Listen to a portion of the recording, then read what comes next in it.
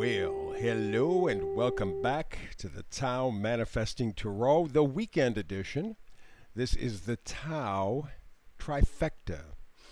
Yeah, again, tarot using your imagination. It's an audio version, so we're building muscles in your imagination, but we're taking a different point of view. We do this on the weekends. The Tao Trifecta takes a look at probably the three most important things in anyone's life: health, wealth, and happiness. Okay? And we look at those three things for the week ahead.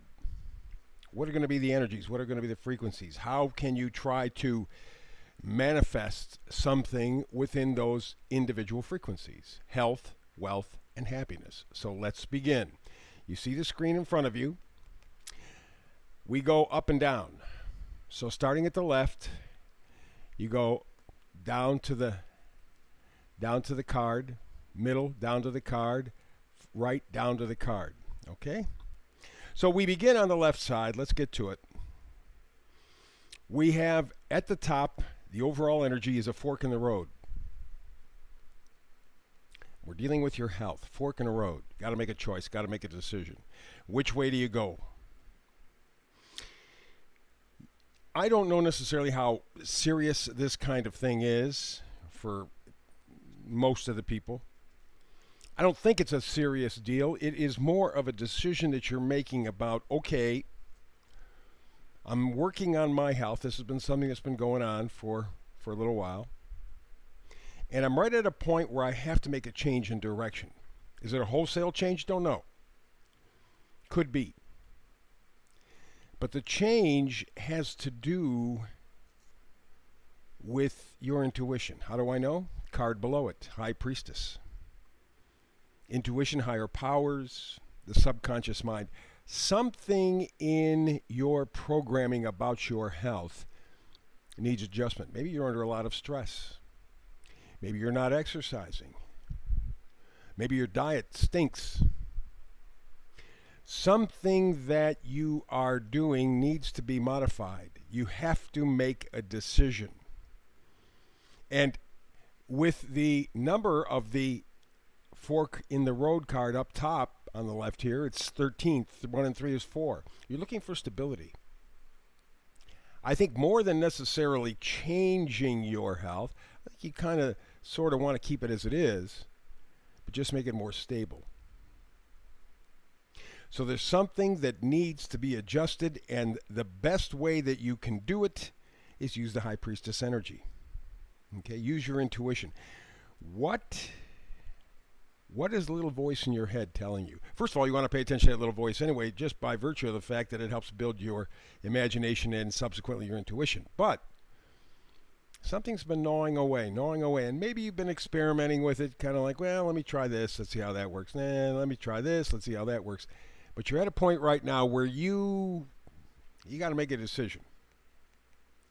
And so that being the case, you have to make a choice. And in fact, it may be agonizing over that choice that is making the health situation more difficult or worse, more stress. So tune in. You know already, frankly, you already know. If you got the High Priestess card, you already know what the decision needs to be. The question is, are you going to do it or not? Therein lies what is ahead of you for your health for the week ahead. Middle row, top in the middle row, we have chop wood. Get down to work. Get down to business. And right below it, Ace of Wands. Well, I love the Ace of Wands, of course. Creativity, strength, inspiration, enthusiasm especially. We're talking wealth. Chop wood means you need to get down to work. Okay? Maybe with your current job situation, maybe you've been kind of, it's the holiday season and you're just kind of cutting corners, or maybe you have been cutting corners for a while. You figure, hey, I better get to it. Got to take care of business. Or maybe it's time for you to be looking somewhere else. In any event, when it comes to your work, your value, your self-worth, you need to get down to business. The tough thing about that is that especially if there's anything involved with money, we get so insecure over this stuff. It screws up everything else in our lives. And so that pressure makes it even more difficult for you to get down to the business of things and chop wood. Your out is the card in front, Ace of Wands. Use your enthusiasm for an idea, for a situation, for a person. That will improve your wealth. And again, think of wealth in terms of not just dollars and cents. Because you look at the world around you, that's what it is. Money is most important above everything all else. We say it's not, but look, it is. People don't count. Things count. People don't. The Dalai Lama said one of the best things I've ever heard. You know, we were meant to love people and use things. Instead, we use people and love things. Therein lies the problem. So, in fact, that might be the chop wood situation that you have to take. Are you going to continue on the same value system? Or are you going to change? Well, the key, the measurement for you is to do something that lights up your soul. That Ace of Wands. So we got health, wealth. Let's go to happiness. Far right, up top. Go the distance. Go the distance. Alrighty. That makes a lot of sense. You're committed. And the card just below it is the King of Swords. King of Swords is mind over heart. The energy for the King of Swords is an ethical leader, intellect, unbiased, analytical.